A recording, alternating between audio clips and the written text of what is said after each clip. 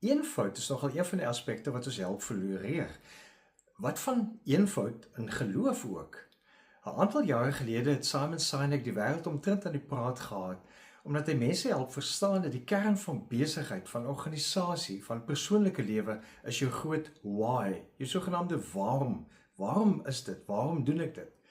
Ons kan baie dinge oor godsdienst in die kerk sê, maar die werklike why, waarom hiervoor, vind ons in Jesus se woorde in Johannes 3 vers 16, waar hy sê, God het die wêreld so lief gehad, dat hy sy enigste seun gegee het, sodat die wat in hom glo nie verlore sal gaan nie, maar die ewige lewe sal hê.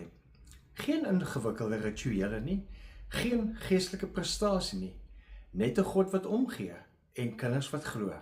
En vir ons met ander woorde, 'n eenvoudige vertroue dat God se liefde genoeg is. Navorsing in positiewe sielkunde wys dat eenvoud en fokus mense help om meer betekenis en innerlike vrede te ervaar. Dieselfde beginsel geld vir geloof.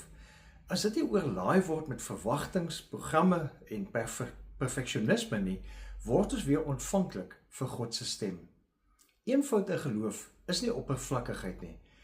Dit beteken eerder om jou geloofspraktyke te vereenvoudig en die aksies en ritmes wat jou werklik nader aan God sal bring, daaraan aandag te gee.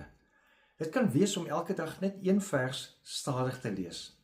Jy kan jou gebede begin met 'n diep asemteug waarin jy dankbaar besef, God het my lief. Jy kan byeenkomste in die kerk beleef as ruimte vir egte verhoudings. Dis die gemeenskap van gelowiges, nie van presteerders nie. Dis die gemeenskap van mense van genade, omdat genade vir hulle, vir ons, gegee is. Dink na oor die verskillende aspekte van jou geloofsbeoefening. Wat laat jou swaar en onenthousiasties voel?